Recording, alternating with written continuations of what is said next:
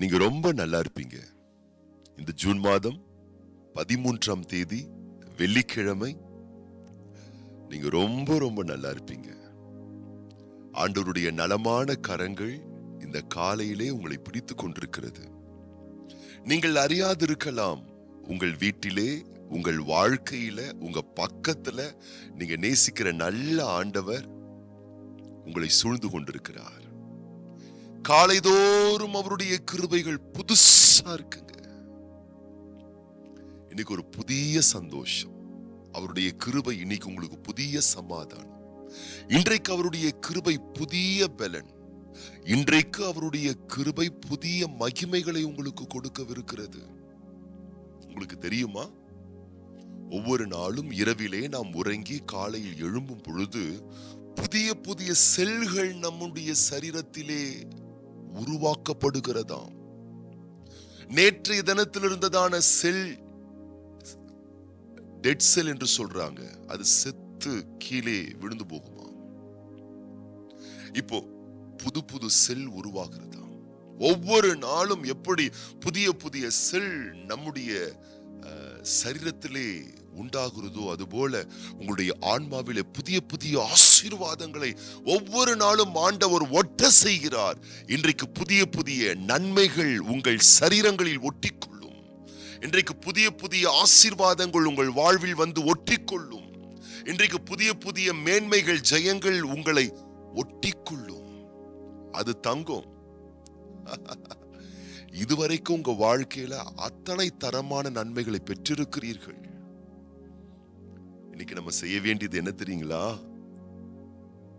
சங்கீதம் 103:2 சொல்லுகிறது, என் ஆத்துமாவே கர்த்தரை ஸ்தோத்திரி, அவர் செய்த சகல உபகாரங்களை மறவாதே. ஆண்டவர் நிறைய நன்மை நமக்கு செஞ்சிருக்காருங்க. விவரித்து சொல்வதற்கு வாக்குகள் போதாது, எழுதுவதற்கு புத்தகங்கள் போதாது. அவ்வளவு அவ்வளவு அவ்வளவு அதீதமான நன்மைகளை ஆண்டவர் உங்களுக்கும் எனக்கும் செஞ்சிருக்காரு. ஆனா நம்ம மனசு இருக்கு பார்த்தீங்களா, அதெல்லாம் சுலபமா மறந்துரும். இன்னைக்கு நம்முடைய மனசை நாம் பயிற்றுவிக்க வேணும். மனசே மனசே, ஆண்டவர் செஞ்ச நன்மையை மறந்துடாத. ஆனா இந்த மனசு என்ன பண்ணுது? நன்மைகளை விட வாழ்வில் நாம் அனுபவித்த கஷ்டங்கள், சிரமங்கள், காயங்கள், சோகங்கள், பலவீனங்கள், நாம் அனுபவித்த துயரங்கள், ஏமாற்றங்கள், இதையெல்லாம் மறக்கவே மறக்காது. அதை மட்டும் மனசுக்குள்ள வச்சுக்கிட்டு, ஐயோ நான் பாவம், எவ்வளவு கஷ்டப்பட்டிருக்கேன், எவ்வளவு சிரமப்பட்டிருக்கேன், யார் மூலமெல்லாம் நான் பாதிக்கப்பட்டிருக்கேன், அதையே யோசிச்சுட்டு இருக்கோம். அதை யோசிக்கிறதுனால நான் சொல்றேன், உங்களுக்கு பாதிப்பு தான் வருமே தவிர பரிபூர்ணம் வராதுங்க.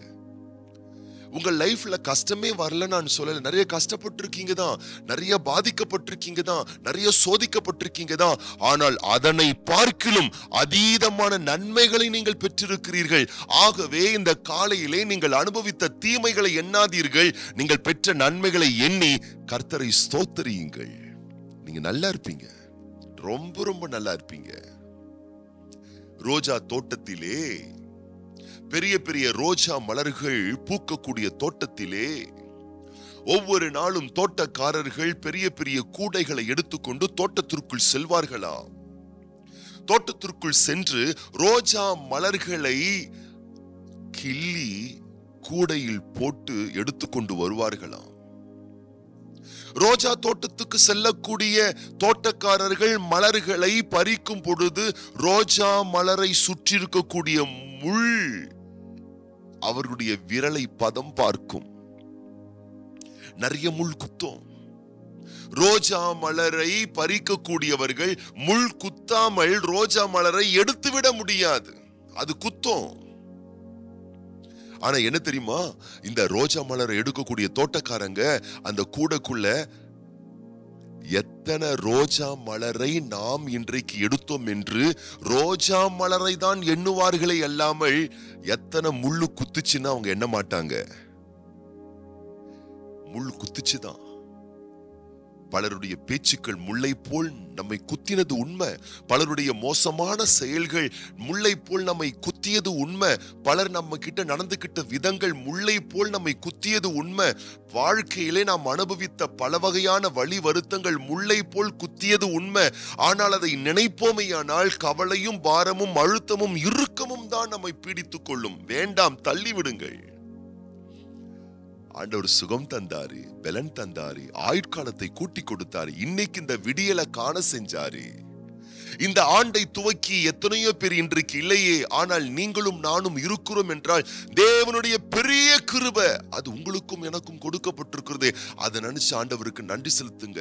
குத்திய முல்லை தோட்டக்காரன் எண்ணுவது கிடையாது, பறித்த மலர்களையே அவன் எண்ணுகிறான். நானும் சொல்லுகிறேன், உங்கள் வாழ்வில் குத்திய முட்களை எண்ணாதிருங்கள். வாழ்வில் நீங்கள் பெற்ற நன்மைகள் ஆசீர்வாதங்களை எண்ணி கர்த்தரை ஸ்தோத்திரியுங்கள். நீங்க ரொம்ப ரொம்ப நல்லா இருப்பீங்க. அதிகமா ஆண்டவரை ஸ்தோத்திரம் பண்ணுங்க, நன்றி செலுத்திக்கிட்டே இருங்க. ஏன்னா இந்த மனசு நீங்க நன்றி செலுத்தாமல் இருப்பீர்களே ஆனால் ஆண்டவர் செஞ்ச நன்மைகளை மறந்துரும். ஆகவேதான் சங்கீதக்காரன் நினைப்பூட்டுகிறான், என் மனசே மனசே, என் ஆத்துமாவே, என் உள்ளமே, என் சிந்தனைகளே, என் நினைவுகளே கர்த்தரை ஸ்தோத்திரியுங்கள். கர்த்தருக்கு நன்றி செலுத்துங்கள். ஆண்டவருக்கு நிறைய நன்றி செலுத்துங்க. நீங்க ரொம்ப ரொம்ப நல்லா இருப்பீங்க. இன்னைக்கு நீங்க ரொம்ப ரொம்ப நல்லா இருப்பீங்க.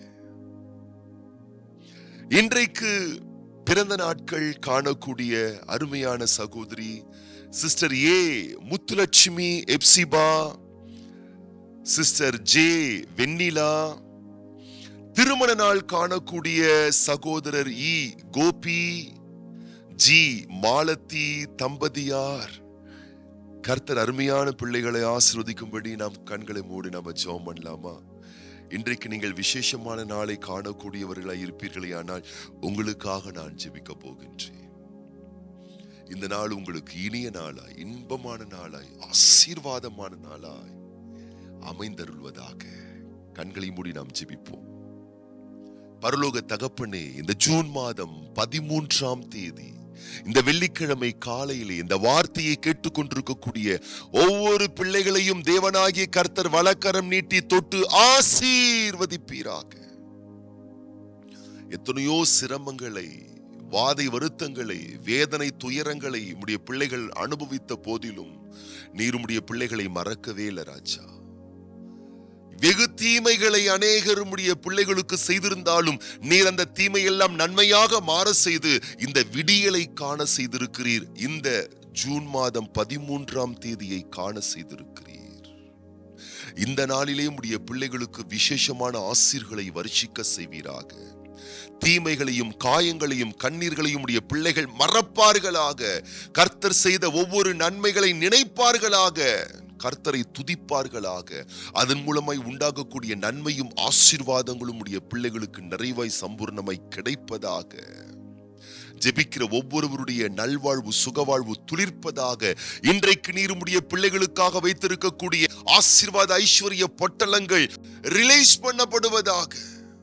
உம்முடைய பிள்ளைகள் மேல் ஆசீர்வாதங்கள் பொழியப்படுவதாக. பாக்கியமும் நன்மையும் பெற்று வாழ்ந்திருக்க சகாயம் பண்ணுவீராக. இன்றைக்கு பிறந்த நாள், திருமண நாட்கள் காண்கின்ற ஒவ்வொரு பிள்ளைகளும் தேவனே உம்முடைய வல்ல நல்ல நாமத்தினாலே ஆசீர்வதிக்கப்படுவார்களாக. ஆண்டுகளை, வருடங்களை நன்மைகளால் முடிசூட்டுகிற தெய்வமே, பெரும்பான பிள்ளைகளுக்கு நீர் தந்திருக்கக்கூடிய இந்த ஆண்டை, இந்த வருஷத்தை எல்லாவித நன்மைகளால் முடிசூட்டி முடிய வருகை வரும் மட்டும் இதுபோல் இன்னும் அநேக ஆனந்தமான, சந்தோஷமான, மகிழ்ச்சியான, மங்களகரமான நாட்களை உடைய பிள்ளைகள் காண வேண்டுமென வாழ்த்துகிறோம், ஆசீர்வதிக்கிறோம். இயேசு கிறிஸ்துவின் ஆசீர்வதிக்கப்பட்ட நாமத்தினாலே வாழ்த்தி ஜெபிக்கிறோம் எங்கள் நல்ல பிதாவே, ஆமீன். இன்னைக்கு நீங்க ரொம்ப நல்லா இருப்பீங்க. ஆண்டவருடைய அன்பும் ஆசீர்வாதமும் உங்க கூடவே இருக்கும்.